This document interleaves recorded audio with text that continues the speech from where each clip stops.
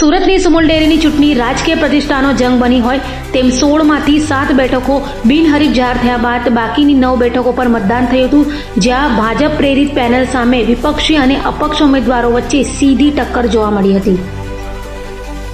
સુરત સહિત દક્ષિણ ગુજરાતની સહકારી ક્ષેત્રે નામના ધરાવતી સુમુલ ડેરીની ચૂંટણીને લઈને સમગ્ર સુરત અને તાપી જિલ્લાના ગ્રામ્ય વિસ્તારોમાં રાજકીય ગરમાવો જોવા મળ્યો હતો। સુમુલ પર સત્તા એટલે ગ્રામ્ય રાજકારણમાં મજબૂત પકડ માનવામાં આવતી હોવાથી આ ચૂંટણી ભાજપ માટે પ્રતિષ્ઠાનો જંગ બની છે।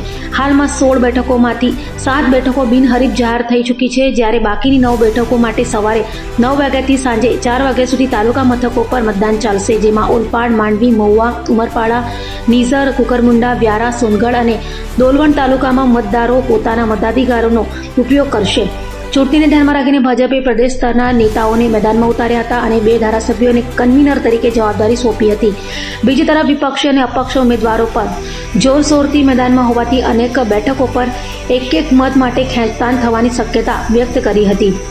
આ ચૂંટણીનું પરિણામ આગામી 17 જુલાઈ સવારે 11 વાગે સુમુલ ડેરીના બેન્ક્વેટ હોલ ખાતે જાહેર કરાશે, તો ચૂંટણી અધિકારી નેહા સવાણીની દેખરેખ હેઠળ મત ગણતરી હાથ ધરાશે, જેના પર સમગ્ર રાજકીય વર્તુળની નજર મંડાયેલી છે।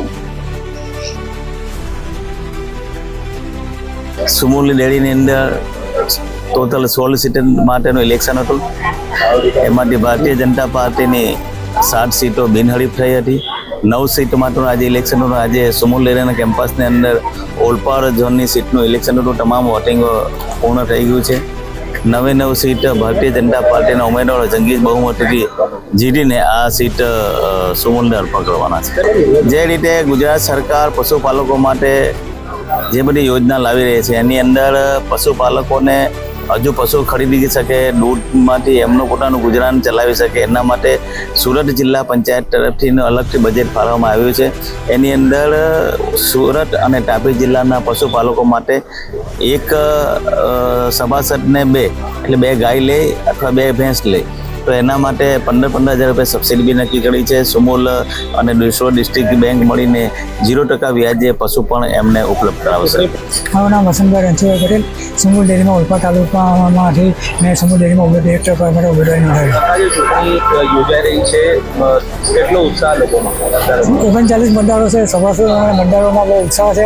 પશુપાલકો માટે સારી કામગીરી કરે એ માટે મેં ઉમેદવારી નોંધાવી। ભાજપમાં જે મેન્ડેટ પ્રથા ચાલી રહી છે, ખરેખર સરકારી પ્રવૃત્તિમાં મેન્ડેટ પશુપાલકોએ આપવાનો હોય છે કે ખરેખર મેન્ડેટ પશુપાલક અને સુમુલ ડેરીમાં લાયક કોણ છે એ પશુપાલકો નક્કી કરવાનું હોય છે। પશુપાલકોને સારામાં સારા ભાવ મળે એ રીતને હું સુમુલમાં ચૂંટાઈશ તો સુમુલ ડેરીમાં બોર્ડમાં રજૂઆત કરીશ અને સારામાં સારા ભાવ મળે એ રીતની પ્રવૃત્તિ કરશે। સુરત અને તાપી જિલ્લાની ખેડૂતોની પશુપાલકોની જે મંડળી છે એ મંડળીમાંથી ઓલપાડ તાલુકામાંથી હું પ્રતિનિધિ ભારતીય જનતા પાર્ટી સમર્થિત પેનલમાંથી હું ચૂંટણી લડી રહ્યો છું અને મારા ઓલપાડ મત વિસ્તારમાં 39 જેટલા મતદારો છે અને મેં ચૂંટણી દરમિયાન જે 39માંથી 38 મતદારોનો મેં જે સંપર્ક કર્યો છે અને લોકોએ જે મને ભૂતપૂર્વ આવકાર આવ્યો છે એ મારા જિંદગીનો એક અવિસ્મરણીય મારા માટે પ્રસંગ બન્યો છે। જે મેન્ડેટ પ્રથાથી એનો તમારા કેટલાક સમર્થકોએ વિરોધ કર્યો હતો અને એમાંથી એક વ્યક્તિએ તો અપક્ષ ઉમેદવારી પણ નોંધાવી છે। આ બાબતે જો એ પાર્ટીનો વિષય છે, એમાં પાર્ટીએ શું કરવું એ પાર્ટી વિષય નક્કી કરી શકે। તમે જીતીને આવશો તો પશુપાલક માટે કેવા રીતના કાર્ય તમે કરશો? હું પોતે પણ પશુપાલક છું એટલે પશુપાલકની હું વેદના સમજું છું અને એ વેદના હું મારા પશુપાલકનો ધંધો મારા બાપ દાદાના સમયથી ચાલે છે ને આજે પણ હું પૂરો ધારાસભ્ય હતો ત્યારે પણ મારી પાસે પશુપાલકનો વ્યવસાય હતો, આજે પણ હું એ વ્યવસાય ખેતી અને પશુપાલક સાથે જોડાયેલો છું એટલે એની મને વેદનાની બધી ખબર છે એટલે એમાં હું શું કરું એ મારો વર્ષોનો અનુભવ છે। Thank you.